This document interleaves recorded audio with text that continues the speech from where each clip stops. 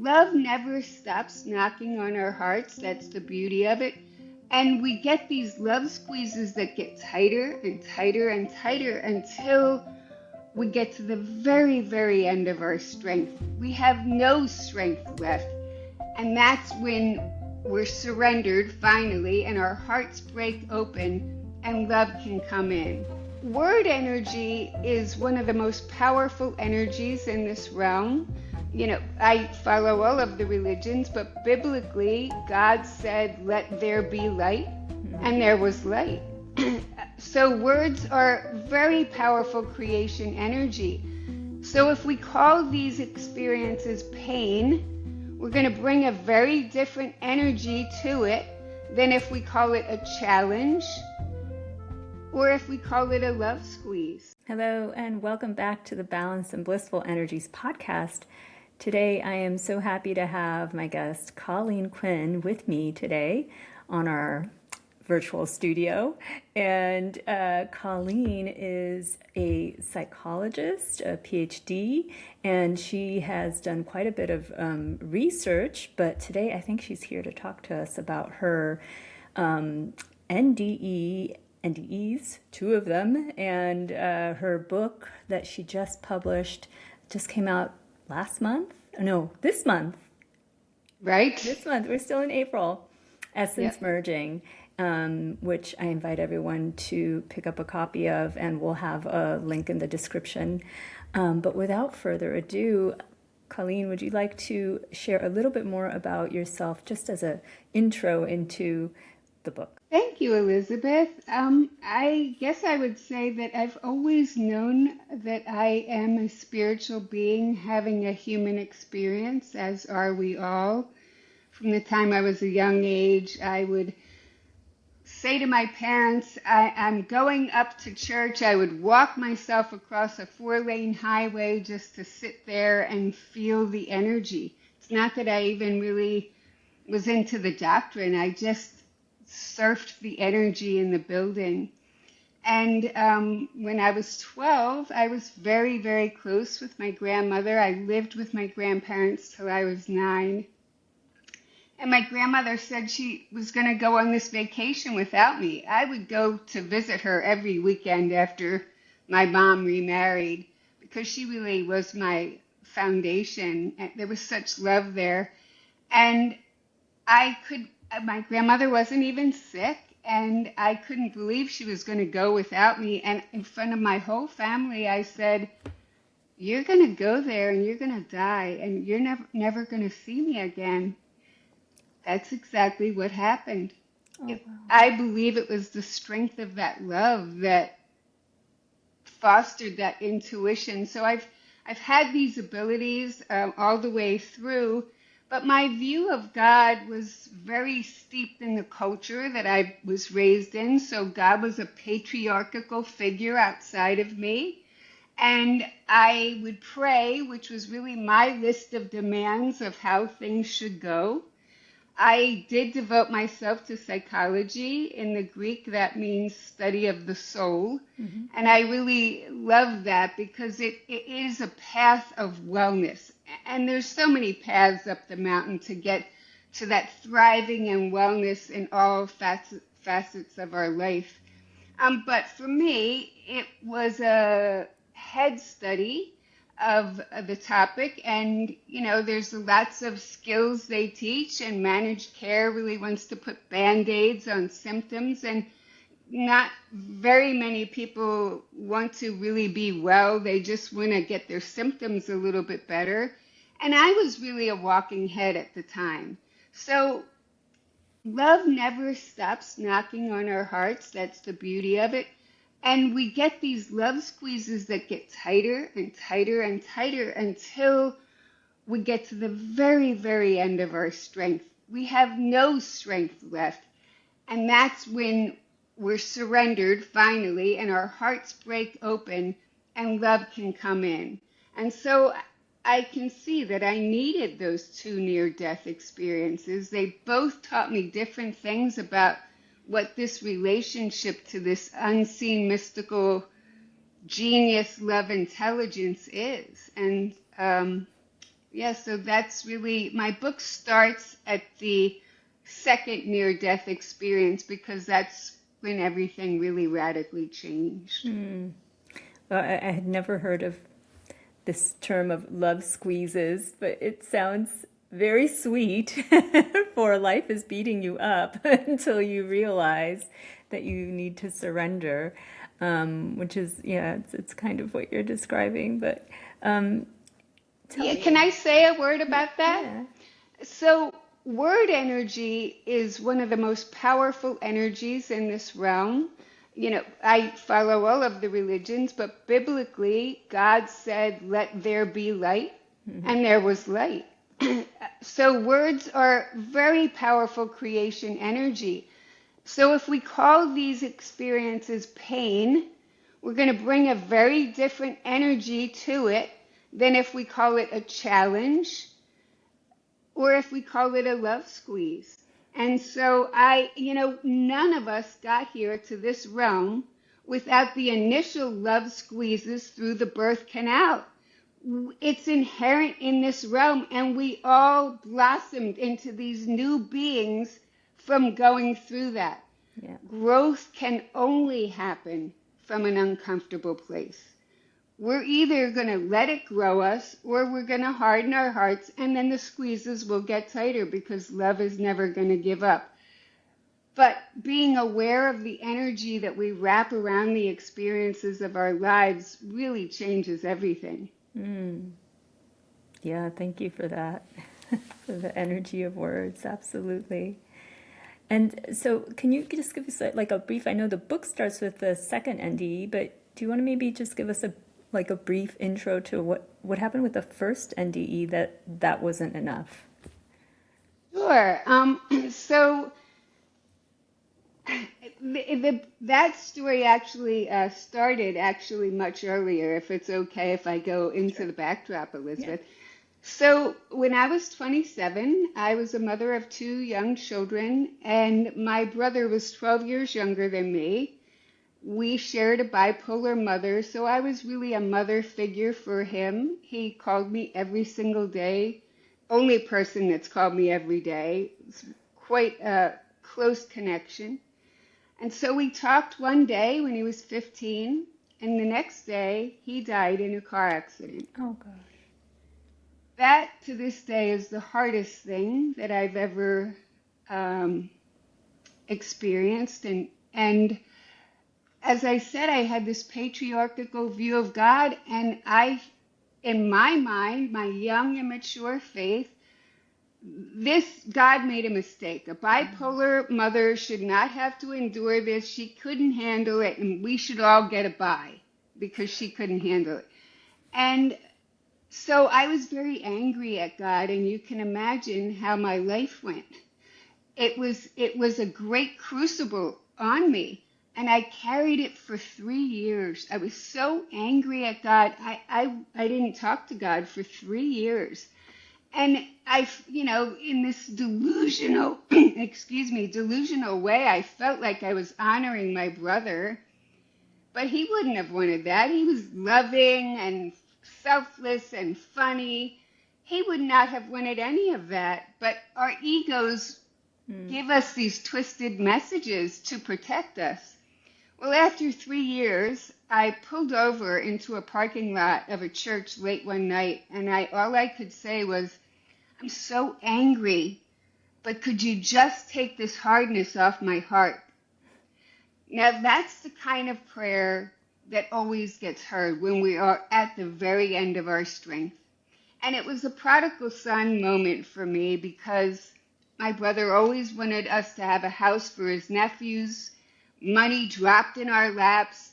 My heart thawed. I came back into life for the most part. I still kind of reserve this part of me that died when my brother died. So fast forward 20 years later, I'm in a car accident, hit head on in my lane, broke 17 bones. I was in intensive care for weeks. I had 5 surgeries. But initially, my heart stopped. I was in the tunnel with the light, subsumed by light. And Elizabeth, that's a feeling that is beyond words. That peace, it's just luscious. I don't have words for it. But the light speaks in ideas. So the light said, we would like you to go back, but it's your choice. Well, when love asks you to do anything, of course, I'm like, yes, of course, yes, I should go back. That's it. The beauty of that is in coming back. And when I came back, as I said, I was very injured. My blood pressure was 60/30, which was adaptive because my body was in total shock. But I chose to be here. It was the first time since I was 27 that I actively chose to be here. And that was really powerful for me. And I could see that every day that we wake up, we're all choosing to be here. Mm-hmm. Yet, thoughts are just as powerful as words. When we have these thoughts that, oh, life is happening to me, we're in the delusion that is out of congruence with the truth. We have chosen to be here, but a lot of us live, I certainly did, like I was a victim and life was just happening to me. So that changed my life in a dramatic way. Fast forward the story, after my second near-death experience, when I learned about the power of breathwork and I went to get trained to be a breathworker in the Netherlands, the trainer didn't know my history. I just mentioned the car accident. And she said, wow, Colleen, you really surrounded yourself with a death energy to bring that car accident to you. Yeah, that sounds controversial, yet it totally resonated with me. There was a knowing that everything is love. There is nothing out of alignment with love. We get what we need. I did magnetize that to me because of the part of me that I was like walking with a dead arm for 27 years. It was the part of me that was dead. It drew it to me so I could come more fully into life. So it was many lessons all the way through, but a very powerful teacher. Yeah, those who go through this experience, they do, I mean, it seems to be a universal experience, the near-death experience of coming back with incredible love and gratitude and just no fear, almost. You agree with that sense of no fear? Well, I don't think I had it initially. I did a lot of work to work through the traumas of my life. That car accident was a big trauma, even though there were so many blessings in it. So I actually went back to my shaman years later, and he facilitated a trip with sassafras, which is MDMA, and peyote. They're both heart openers. And I asked for a total nervous system reset. So be careful what you ask for, right? It was powerful. I was lying on a cot on top of a bear skin. I could feel my shaman's energy coming through that bear skin, but my body was hurled around the cot like I was in Fight Club. I had carried this stuck, stagnant energy for 50 years. I was in my 50s by the time I did this. And I went back into every trauma of my life, including traumas I experienced in the womb. My mother was hospitalized twice during her pregnancy with me for my safety. I vividly experienced them, and whether they were physical insults or psychological insults, they were all stored in my body the same way. as kicks and punches. And my body was hurling around to get that energy out. Well, at the end of that experience, I saw that in my life I have walked through the valley of the shadow of death. There literally is nothing to fear. I've never been alone. We always think we're alone in these dark moments, but when you have a visceral experience of knowing that you were not alone, it doesn't matter when anybody says, it changes everything. There's an ancient Hebrew saying that says, what's truer than truth? Do you know the answer? No, I haven't heard that saying. It's experience. This whole ride is about collecting experiences and allowing them to shape and mold us to become more like rarefied love. When I experience something on a cellular level with visual images and auditory downloads, it becomes unrefutable in my being. So yes, I have walked through the valley of the shadow of death. I viscerally know that my consciousness lives on independent of whether I have this body or not. That's very powerful. Einstein said correctly, energy cannot be created nor destroyed. Quantum physics has supported that. We have energy inside these bodies. It might leave the body. And it is interesting, in India, their term for what happens at the end of your life is different than most of the rest of the world. Most of the world calls it death. In India, that term translates to dropping your body. And that's far more accurate because the energy lives on. So what do I have to fear? Nothing. Right. None of us do. Yeah. Only we're not, most of us, at least in the Western society, we don't have that so ingrained in us as a cultural belief as we're growing up. And so there's this really intense fear of death in our society that drives a lot of the ability to manipulate us, actually. For sure. And so much of our culture wires us in ways to serve the culture and not us. One of the most fascinating things about the research around plant medicines, specifically with psilocybin, that is the most used for people in end-of-life grief. The effect sizes are off the charts, over 1.0 for that use, because people have a visceral experience of their consciousness moving on. It's just like being born into this realm. You know, that consciousness comes from another realm into this realm. You're born into another realm yet again, and it goes on for infinity if you follow the laws of nature. Yeah. It's all throughout nature, right? Right. Yeah, I always think of that birth process as actually we're being born into this realm, physical realm, but we're also dying in a way to another way of living. And yeah, you know, babies, I'm a pediatrician, right?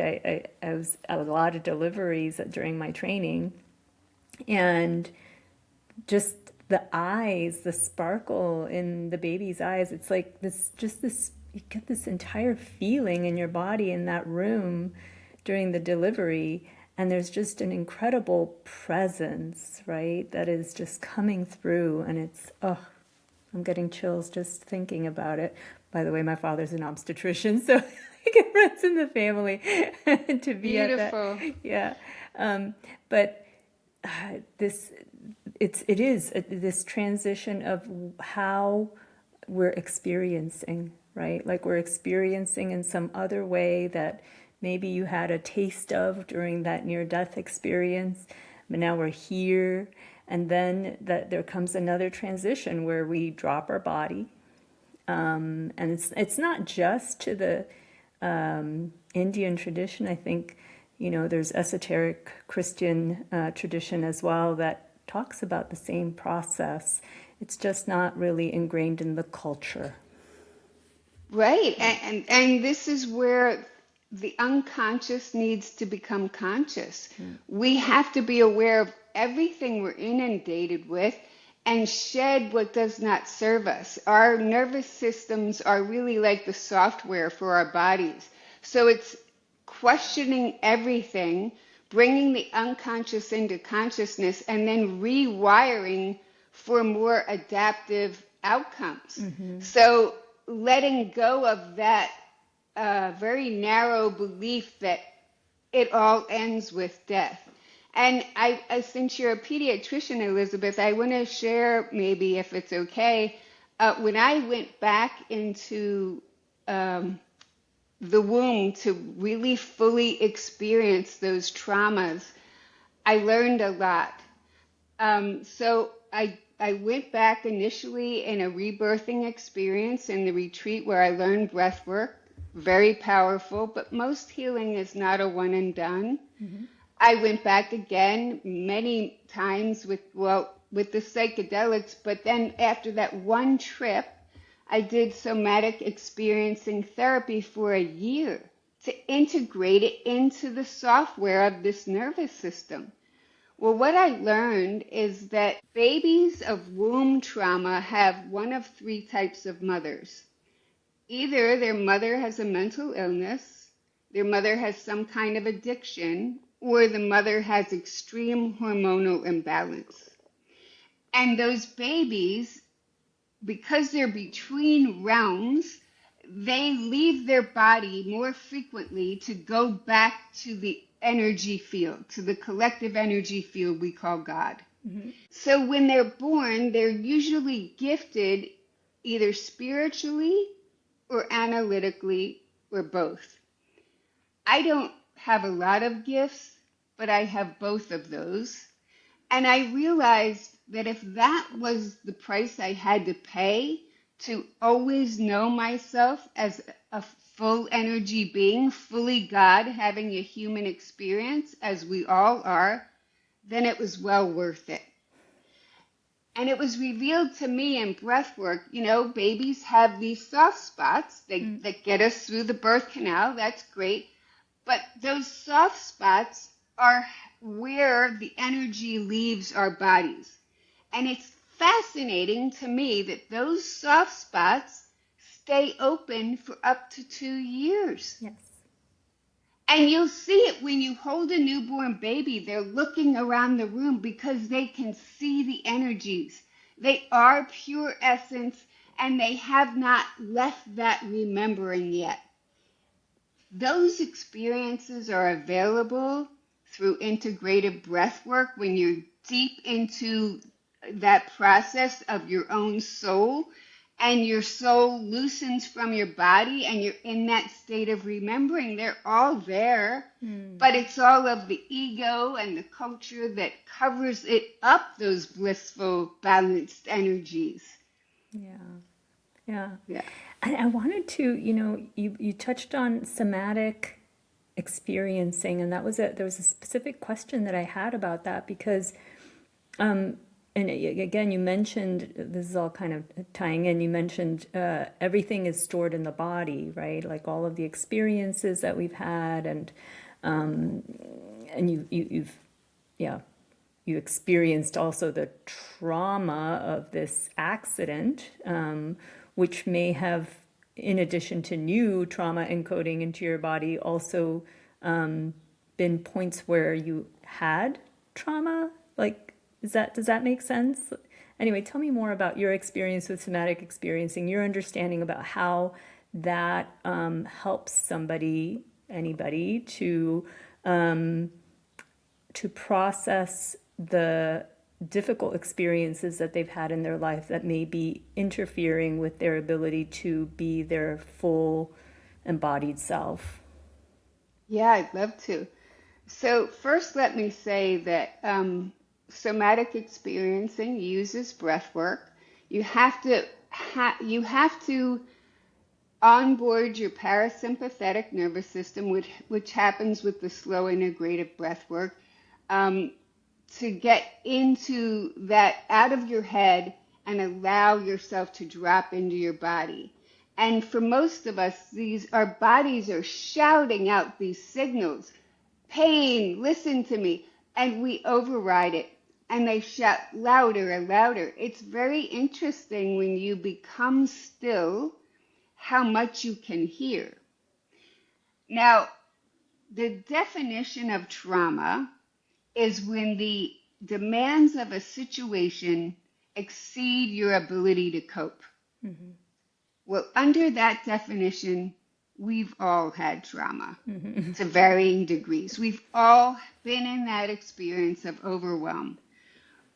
Whatever you have experienced that has been overwhelming for you, your ego doesn't want you to feel it. It was overwhelming. It doesn't want you to feel it. It wants to shut it off, and it gets pushed down very deep in your psyche.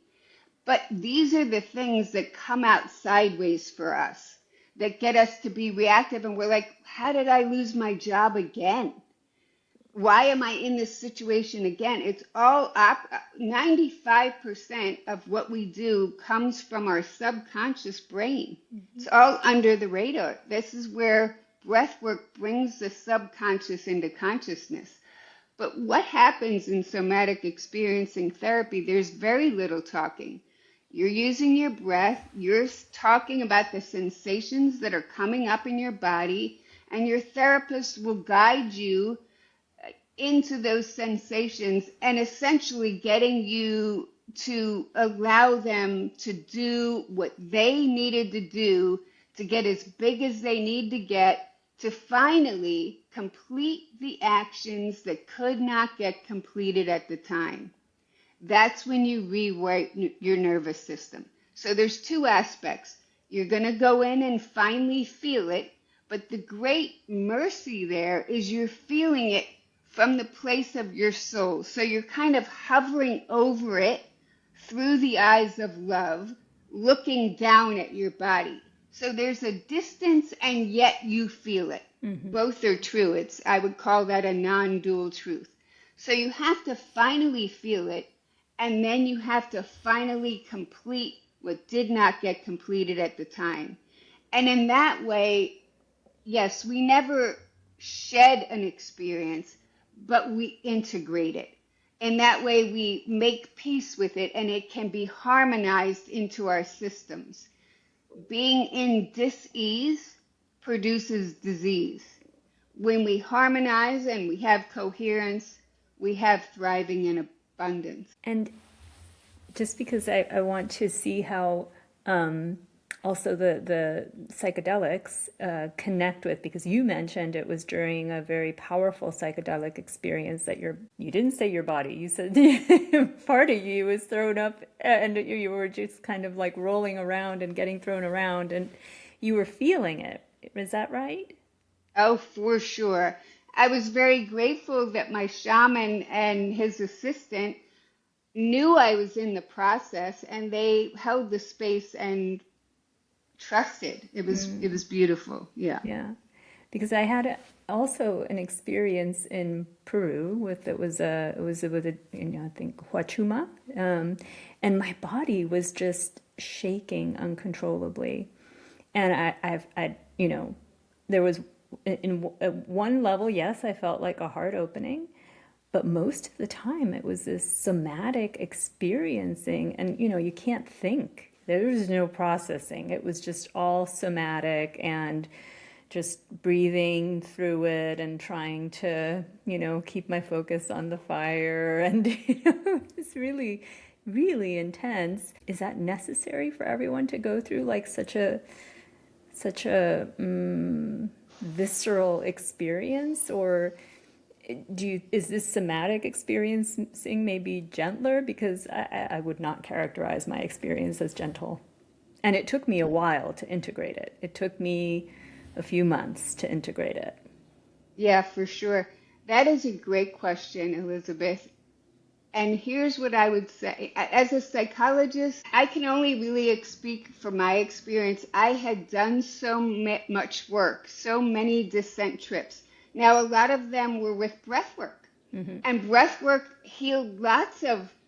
I had buried shame so deeply within my system for so many years that even when I worked in residential treatment and these kids would be spilling their shame all over the place, inwardly I'd be like, that's just a feeling I never feel. And it didn't dawn on me that I didn't feel it because my ego buried it so deeply and was trying to protect me from it. Well, through breath work alone, I worked through the greatest shame of my life and many other shames to get myself to finally love myself and see my own worth. So it doesn't have to be as severe as psychedelics. I do love that you said that you couldn't think. Mm-hmm. That's the beauty of psychedelics, breath work, and meditation. I'm just going to pause and take a segue here. Mm-hmm. We have a default mode network that shows up on functional MRIs. It's a well-grooved network of about 9 pathways, and it maps directly onto Freud's construct of the ego. It's self-referencing. It gets us to take the shortcuts to sleepwalk through life. That shuts down with all 3 of those practices. And it drops us into our midbrain, which is our feeling brain. It is the seat of our soul.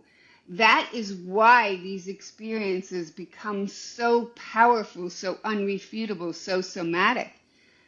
Now, I will say that for me, I did many descent trips leading up to the psychedelics and even after. However, I'm a big fan of Joe Dispenza. I don't know if you've heard of him. Mm-hmm. Yeah, I've been to several of his retreats. Mm-hmm. So have I. Maybe we'll see each other there sometime.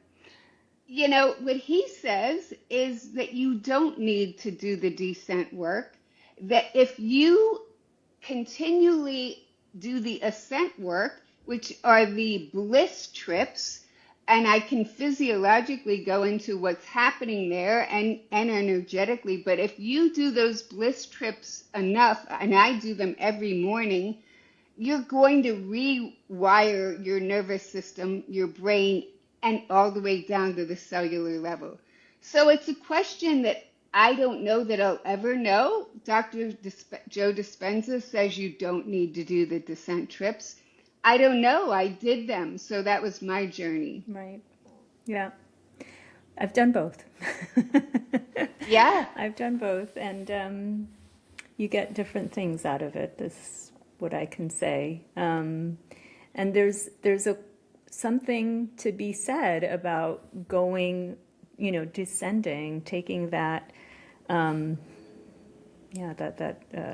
trip of Inanna, going into the underworld, right? And then the coming back up, where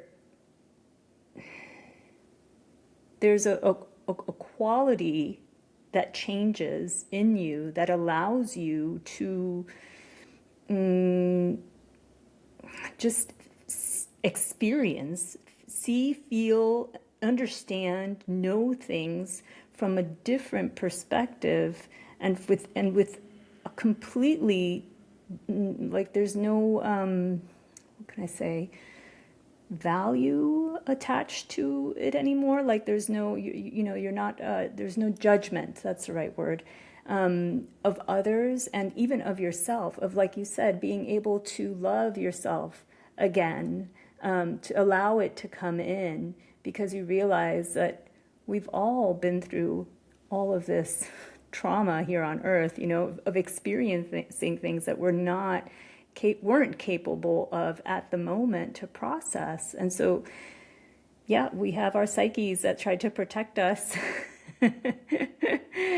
and keep us alive. And the process is in both ways, whether you do the descent or the ascent, the process is to get beyond that survival mechanism. Yeah. And that I can't say that one is better than the other. It's just, they both serve. They both serve. One thing that you said, Elizabeth, it was so spot on that I want to piggyback off of it, which is that when we do these descent trips, we realize that we are much more powerful than we ever thought that we were. That we truly are God. We are limitless. And when you have that experience, you get in touch with your power. That is a great gift. And universally, what I've seen in myself and the clients that I've worked with is that the story we wrapped around the experience gets flipped like a penny. So the story initially is usually, I was a victim, I was alone, where was God? God was wrong, God abandoned me. That always gets flipped. And what you rightly said was that there's forgiveness is inbred in these experiences. So when I had the psychedelic trip and I experienced the physical blows of when my birth father was beating my mother when I was in utero. They got divorced before I was born. There was that, and then the psychological blows of the abuse from my stepfather. At the end of that, I realized that they are going to have karma. They're going to have to work this out. It's in their energy field. They're going to have karma. And I had such compassion for them because hurt people hurt people. That's just how it goes. It's not anything bad about them. And so I sent them all of the love that I could possibly muster and so much forgiveness because they're going to need it for what they're going to have to go through. So, and there's a liberation in that. You know, when I can totally let them go and wish them well, there's a great liberation for me and them. It cuts any karmic cord. That's powerful stuff. That happens from the experience. And there are some universals you can expect when you allow yourself that freedom to go in through the eyes of love. Yeah. I want to get now before we run out of time because this is moving along. It's a wonderful conversation about your second experience and the experiences that you describe in your book, in your very powerful book. Sure. So the second experience, I had pneumonia. It was a very common bacteria that should have been healed in 3 weeks. I was sick for 10 months, coughing up massive quantities of blood, fighting to get a breath. They had to cauterize my lungs. I was hospitalized for weeks. And they said, there's nothing unusual about this bacteria. It must be something about you. So we're going to test you for every autoimmune disease. Now, it takes 2 weeks to grow these things in the petri dishes. So I was home by now. I'm in the dark room waiting for the call. My husband's in the kitchen, braced, for the verdict. And the doctor said, you don't have any autoimmune disease. So you've been on these IV antibiotics for weeks. You have to stay on them for 40 more days. Like, that's a lot for a body to go through. But you will get well. Well, Elizabeth, that was the first time I really took stock in my life. I had helped a lot of people, but where were the love bonds? Where were the deep connections? Who would show up to my funeral? And I felt like I fell woefully short. Again, sobbing, I fell prostrate on the floor, realizing I'm on gifted time, second time around. And I said, let me be love in every moment. Well, the great playwright writes such fabulous stories because the fact that I was fighting to find a breath led me to my acupuncturist said, I don't tell a lot of people about this, but there's a shaman in Costa Rica he'll be part of this greater retreat you'll either love it or you'll hate it. So what do you have to lose? Well, that was all I needed. Like, that was my call. But it was a radical change to my marriage contract for me to come home and say, hey, I want to traipse around to the other side of the world without you. And my husband's like, yeah, go for it, which was fabulous. So I brought my friend, and that's where I met a Panamon who is the greatest embodiment of love that I've ever known. And we did a lot of somatic experiences, but he taught us breath work. And I think he trusted in the fact that once we started that conversation with our souls, which is a listening conversation, that, we would be in the hands of love. Of course, a Panamon took me under his wing until he dropped his body and we became very close. But he did ask me, it was a major synchronicity happened while we were there.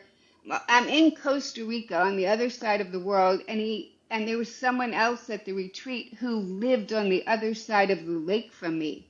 Oh. Like, that's pretty amazing. And a Panamon said, would you two be breathing breathwork partners for each other, because you're so close to the capital of the United States, which has a very low energy. You could raise the energy in the area. It would be very powerful. Well, of course we said we would. And the book really starts there at the illness, the retreat, and then explores this relationship with my breathwork partner, who, after years of breathing together, we would sit across from each other, eyes open, which is the lowest level of Tantra, and it's like soul connection. And after years of this, the term dropped in my lap, twin flame. I had a vision before that, which I didn't know what it meant.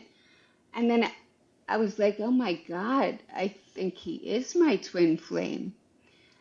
I showed him the list. It was a spiritually based list, not a codependency based list. And he was like, yeah, that's how it feels for me too. And so the book really is a primer of what you could expect in turning your life over to love, but it's interwoven in this very unconventional love story.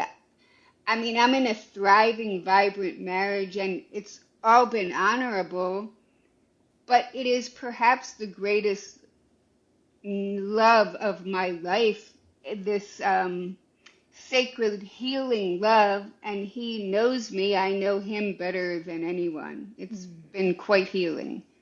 But love begets love, and I live with a man who's safe enough and secure enough to realize that, so that love gets spilled out everywhere. That's beautiful. Yeah. Yeah. Yeah.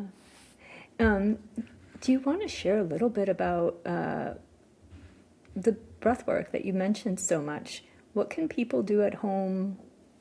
Because you talked about working with a shaman or maybe with a therapist, but is there anything that we can do safely at home that you would recommend to start with?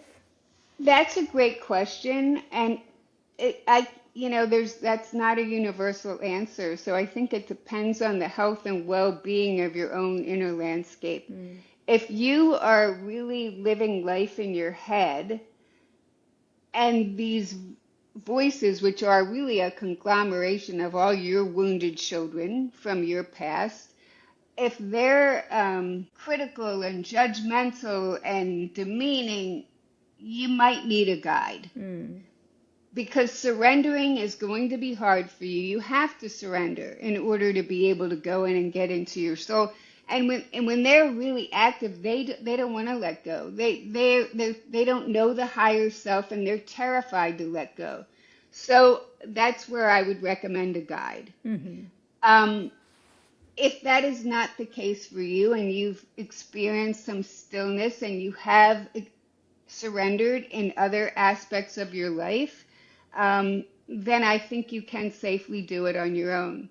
And I do have 3 videos on YouTube on how to do breath work. One is a 5-minute step-by-step video. There are different types of breath work. The type that I do is slow, integrative breath work, and that is powerful because you're in your parasympathetic. You start with a delta brainwave pattern, which is slow, restorative.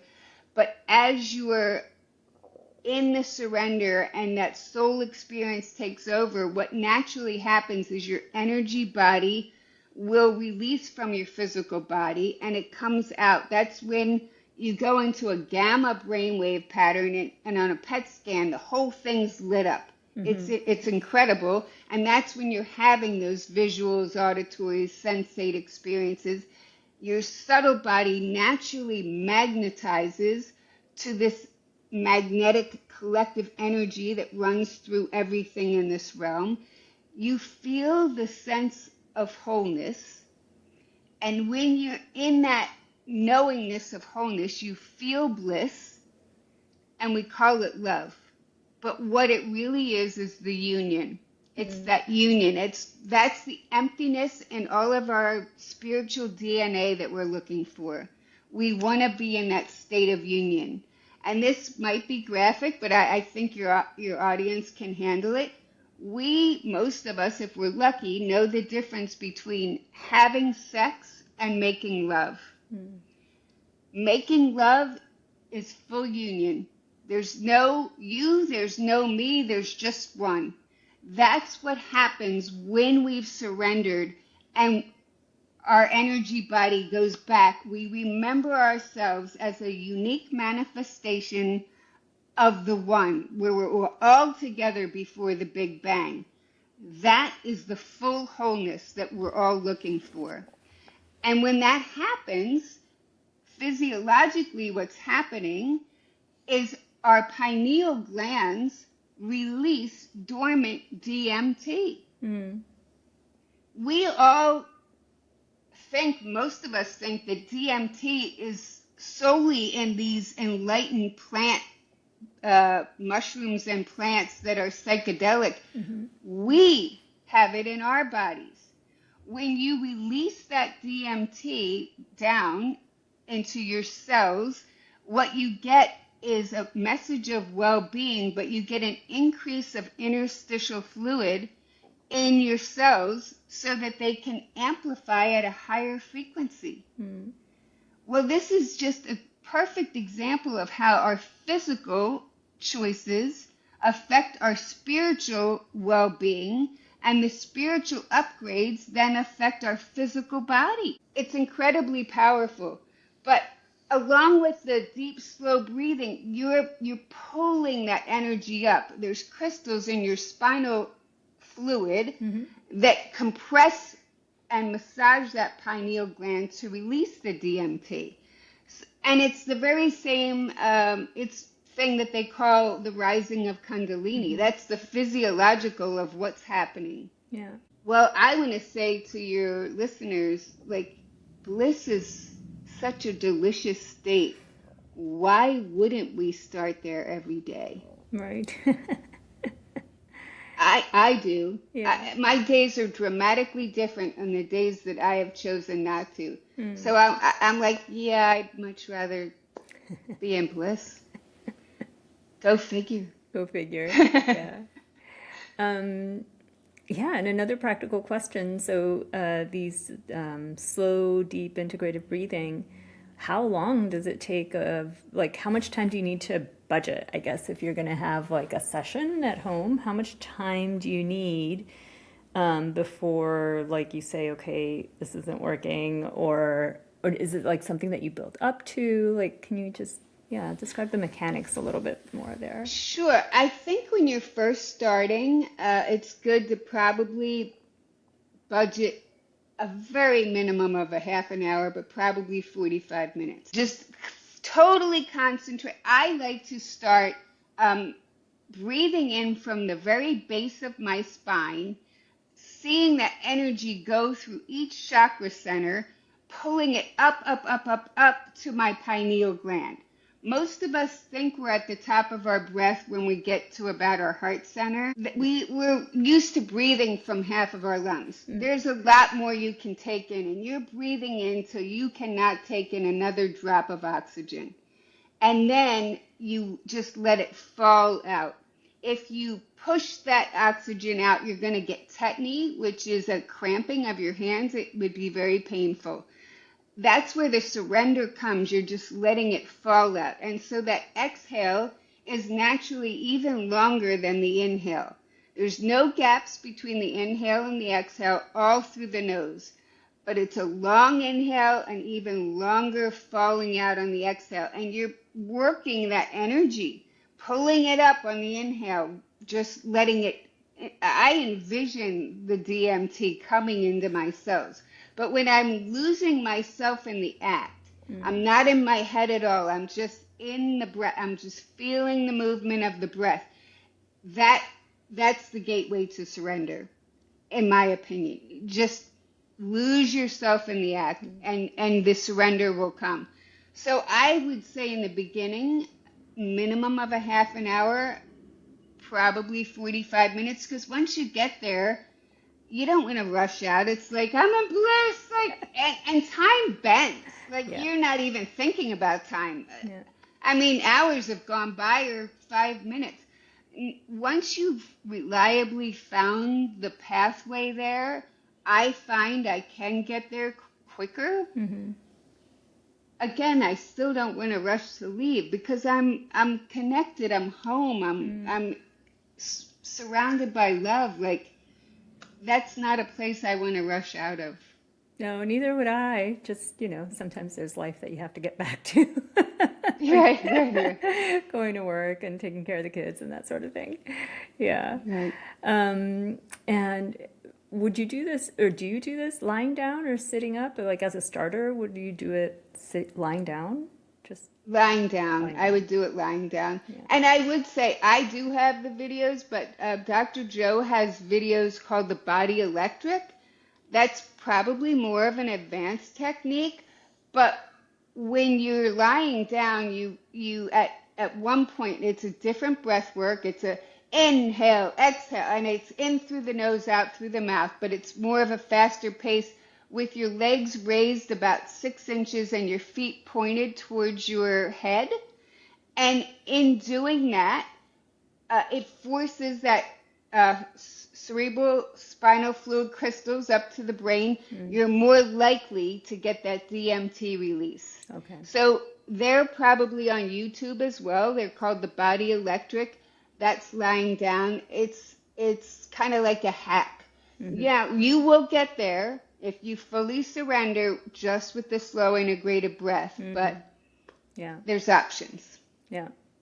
Well, it's good to know, good to have options, because not everybody has their different style and their different preferences. And so it's always good to know that there's multiple pathways to the same end. Yeah.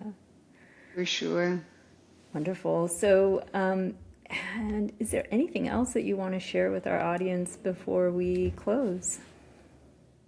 I guess the only other thing I would say is on my website, I do offer a free download of 9 simple steps to awakening. And one thing we didn't talk about today, we talked a lot about breath work and those journeys to our own soul. But while we're walking around, breath is the only function in our bodies that can be done involuntarily or voluntarily. Yep. It's not random. Mm-hmm. All the ancient religions knew it. Jesus breathed the Holy Spirit onto his disciples. The Hebrew word for kiss is neshika, which means to breathe together. Choosing to be in our conscious breath is the gateway to presence. So when you're walking around, if you notice any kind of monologue in your head, if you notice that you can't feel your feet on the floor, you're not in your breath. Come back, come back, come back. All life happens here. Come back to your breath and let's meet here. it elevates virtually every experience, and every experience becomes a conversation with the face of God and sacred. So it's well worth it. Come back. Beautiful wisdom. Thank you. Thank you for sharing your experience with us, Colleen, and so much love emanating from you and your, yeah. Thank you. You as well. Thank you for holding such a gentle, welcoming space, Elizabeth.